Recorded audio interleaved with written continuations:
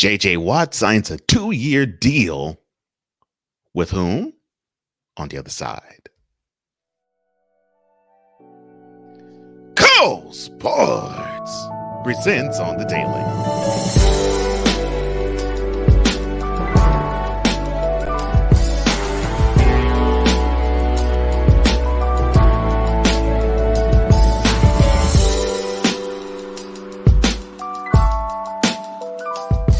Back off hiatus into the month of March. So happy to be back. Cole Johnson's right here, live in living color on the Daily on Tap, presented by Cole Sports. And if you haven't done so already, what are you waiting on? Subscribe to this channel and hit that notification bell so you can get any and all content that emanates from this channel. Every Monday through Friday for this show, you will be up to date as to all the world of sports, whether you would be doing so and dispensing this information at your house, your church, your school, your job, or wherever you congregate amongst people on the daily, every Monday through Friday, right here on the Cole Sports YouTube channel. Now, normally Monday, I normally do the list, but since we're dealing with somewhat of a breaking news story, I have to do a debut of another segment to do it justice. You see, the former defensive end for the Texans, J.J. Watt, Justin James Watt, he got released in February. Late January. And today, on this date, March 1st, 2021, he signed a 2-year deal. Now, because his contract got terminated, he was able to sign with the team before the free agent deadline, which is March 17th. But today, he is now an Arizona Cardinal?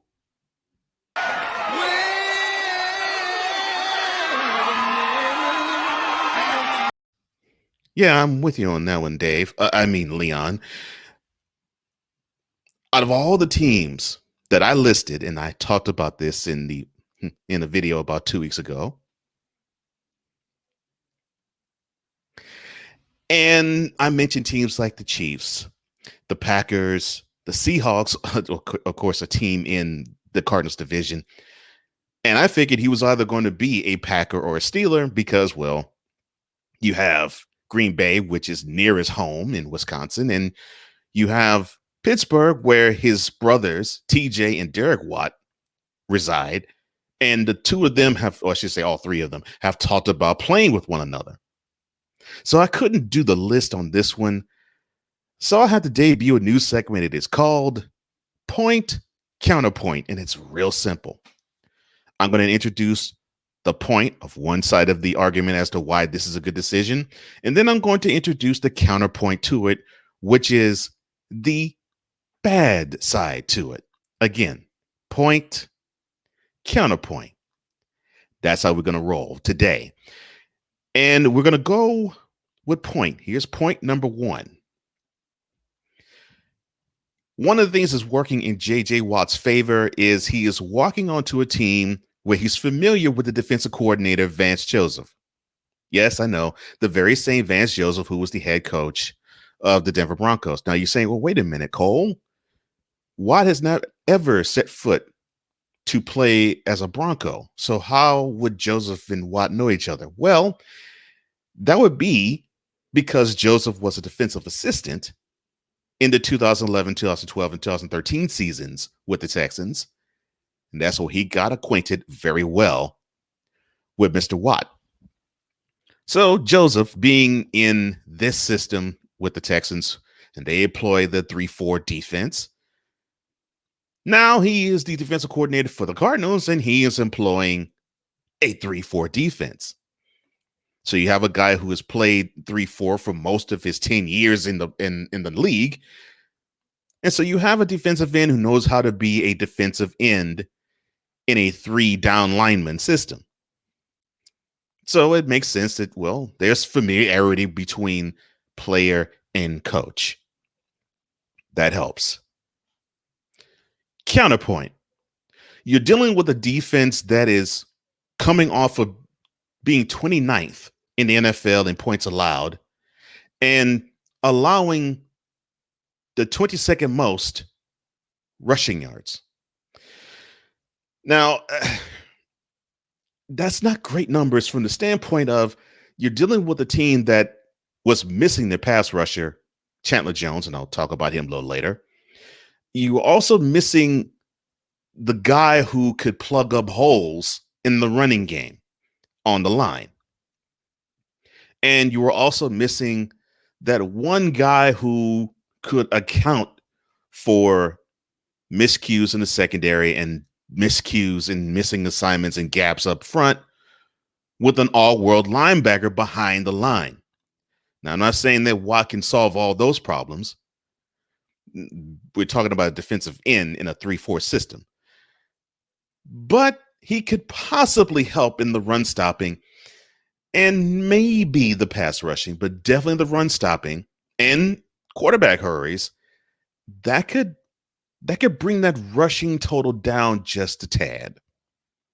And it might even bring the points allowed total down a tad as well. Point.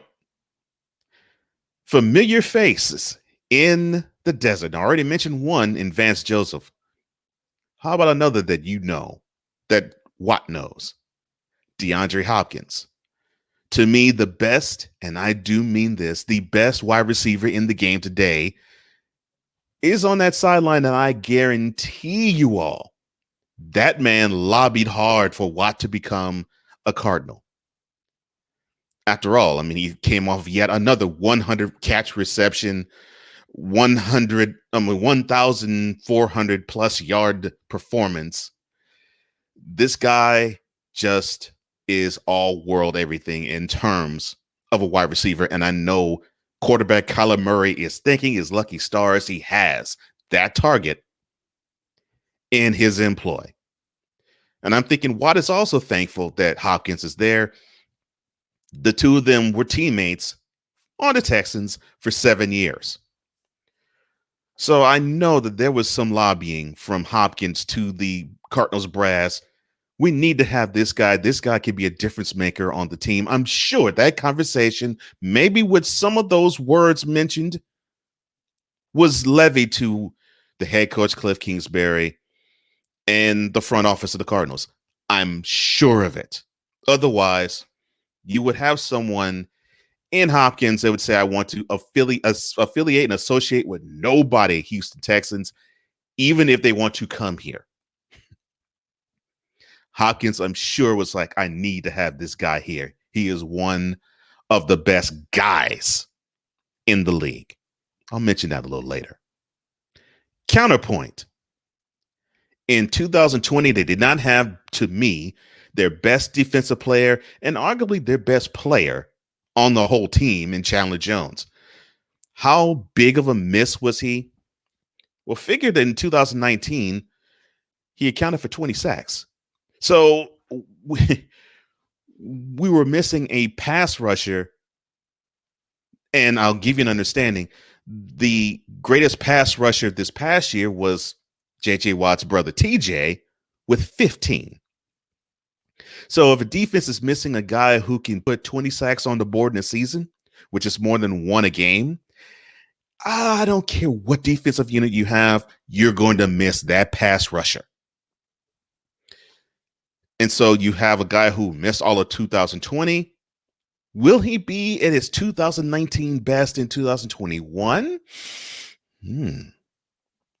I hope he is, but you never know with any injury, because sometimes you just have that lapse, and sometimes you have the ability to try to play catch up. With Chandler, I hope that's not the case. Point. If there's any two qualities about J.J. Watt that you tout the most from him, is that his work ethic is absolutely through the roof, because nobody's going to outwork him in the gym or in the practice field or in the game. And his philanthropy is through the roof as well. Think about it. When Hurricane Harvey ravaged Houston, JJ got on social media and he just basically said, if I could come up with 250,000, That would be great. If I could raise 250,000, that would be wonderful. Well, that 250,000 that he asked to raise turned to the 37 million. And what did that 37 million do? Well, it built over 1,000 homes in the Houston area, and it helped scores of children be placed in homes and placed where they need to be. And we can talk about sacks and hurries and knockdowns and tackles for losses. But you want to have good guys on your team. And I'm telling you, they get no better than JJ Watt. They just don't. He is a pillar of the community, has been in Houston for 10 years. He will be that way in Phoenix starting in 2021, if not starting now on this date. To me, the biggest counterpoint, if you're expecting JJ Watt to be the guy that he was in 2012, 13, 14, and 15, you will be holding your breath and you'll turn blue and pass out.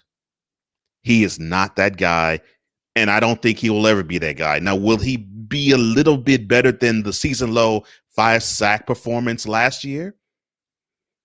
Yeah, I think so. Will he even be better than the 19 hurries? Yeah, I believe so. New place, renewed energy. I think he wants to have something to prove, and he'll have a chip on his shoulder, and so to speak. So yeah, the effort's going to be there.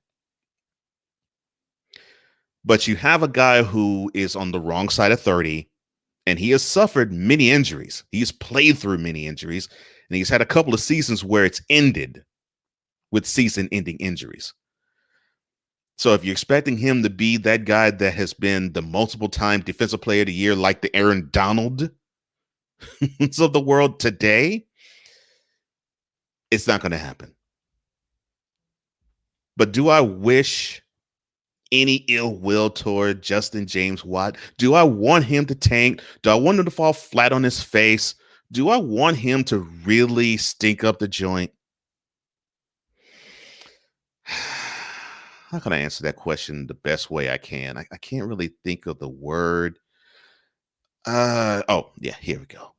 No! I want him to succeed. Even as a Cardinal, I want him to be the best player he can be. After all, when you have good guys that play, you want them to play at their best. Even if at 32, it isn't like it was 10, 9, 8, and 7 years before. Any JJ Watt is good for the National Football League. And that's your first ever point counterpoint. Now, if you want this shirt that you see right before your very eyes, the description box below has all the details as to how to get it and in the many ways and styles in which you can get it. Now, which do you think is stronger? Do you think it's the points that's stronger for JJ Watt and he'll succeed as a Cardinal? Or do you think it's the counterpoints that might throw the monkey wrench in his plans being a Cardinal? Either case, I want to hear what you have to say.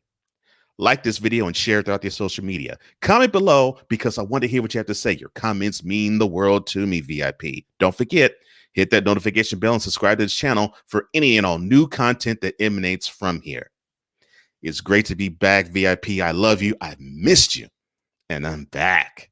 And I'm back for good. I had to do a little tweaking and I had to do a little vacationing, but you're going to get the best of me going forward and then some. For all of us here at Cole Sports, I'm Cole Johnson, and this has been yet another installment of Cole Sports on the visual and on the daily.